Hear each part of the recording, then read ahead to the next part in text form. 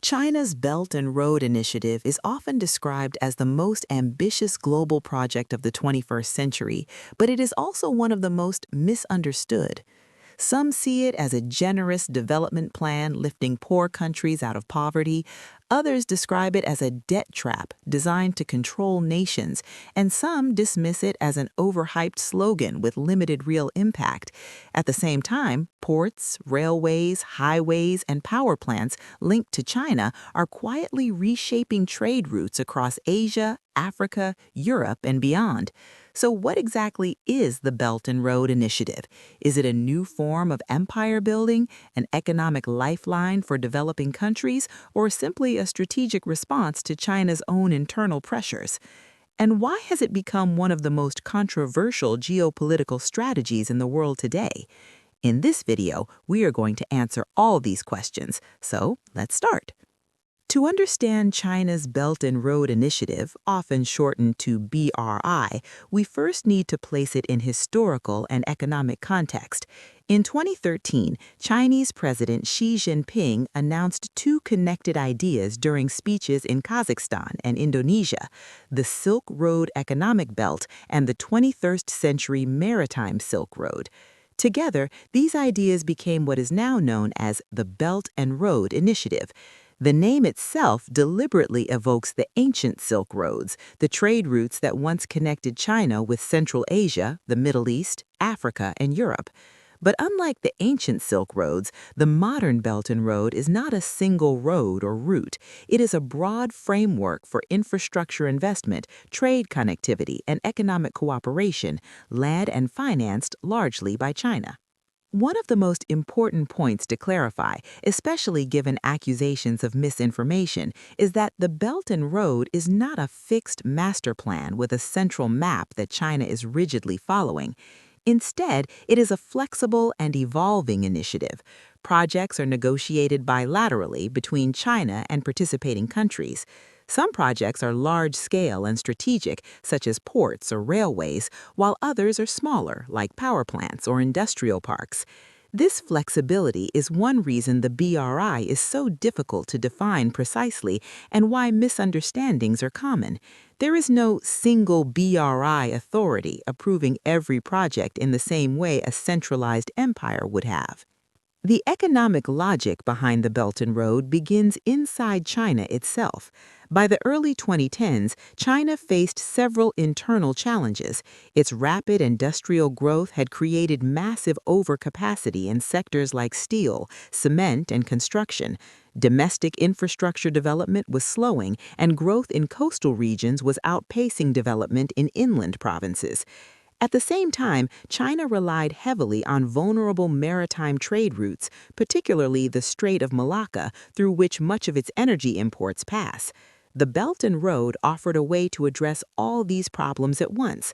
By financing infrastructure abroad, China could export its excess industrial capacity, keep its construction firms active, open new markets for Chinese goods, develop Western regions like Xinjiang, and diversify trade and energy routes.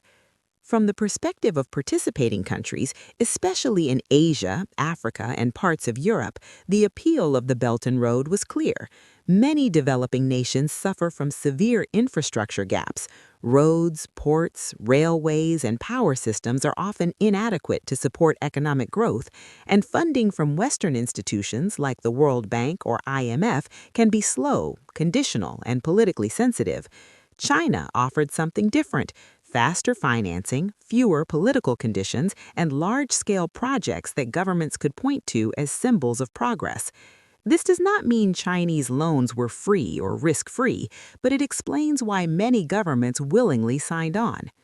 One of the most repeated claims about the Belt and Road is that it is designed as a deliberate debt trap to seize strategic assets from poorer countries. This claim needs careful examination. There is no evidence of a single, coordinated Chinese strategy to intentionally push countries into debt crises in order to take control of their infrastructure. In reality, debt problems under the BRI have multiple causes. Some recipient countries already had high debt levels before Chinese loans arrived. In other cases, projects were poorly planned, economically unviable, or affected by political instability and corruption. The often cited example of Sri Lanka's Hambantota port is more complex than commonly portrayed. Sri Lanka did face debt distress, but Chinese loans made up only part of its overall debt, and the port lease to a Chinese company was driven largely by Sri Lanka's own fiscal crisis rather than a forced Chinese takeover. That said, it would also be inaccurate to portray the Belt and Road as purely benevolent. Chinese loans are often issued at commercial or near commercial rates, not as aid. Many are backed by state-owned banks with expectations of repayment. When projects fail, the financial burden falls on the host country. China has also shown a preference for using Chinese firms, labor, and materials, limiting local economic spillover in some cases. These realities have led to growing skepticism and backlash in several BRI countries, forcing China to renegotiate debts, cancel projects, or shift towards smaller and greener investments. Geopolitically, the Belt and Road represents a major shift in how China engages with the world.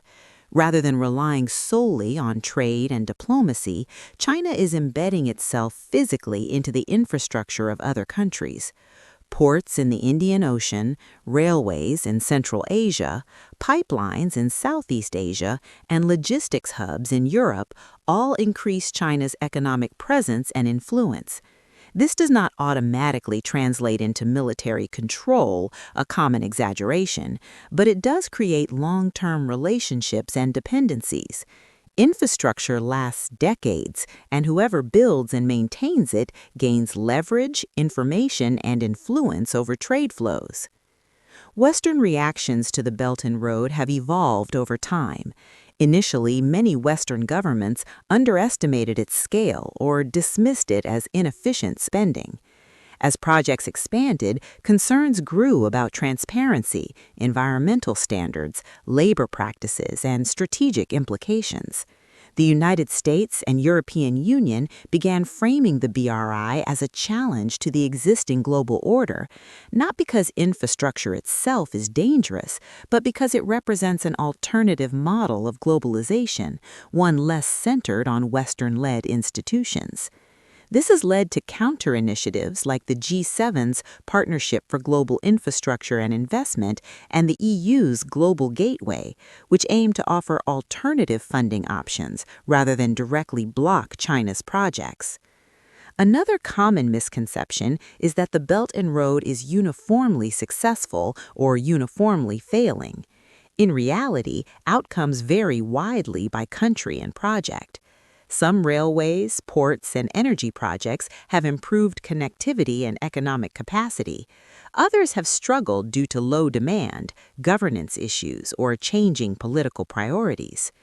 China itself has adjusted its approach over time, especially after 2018, becoming more cautious about lending, emphasizing risk management, and increasingly talking about high-quality Belt and Road projects rather than sheer scale. At its core, China's Belt and Road Initiative is best understood not as a single plot or conspiracy, but as a strategic response to China's rise in a global system that was not designed with China in mind. It reflects Beijing's desire to secure trade routes, stabilize its periphery, project economic influence, and shape globalization in ways that align with its interests.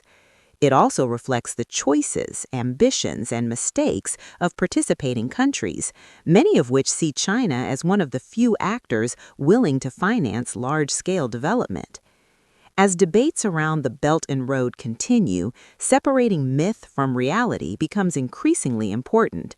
It is neither a flawless development miracle nor a hidden blueprint for global domination.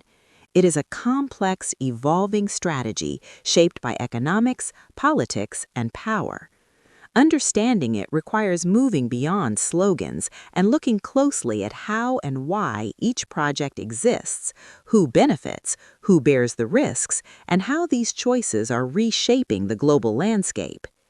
This is the first part of the script. The second part will examine the military and security implications, the future of the Belt and Road, how China is adjusting its strategy, and what this initiative ultimately means for the global balance of power.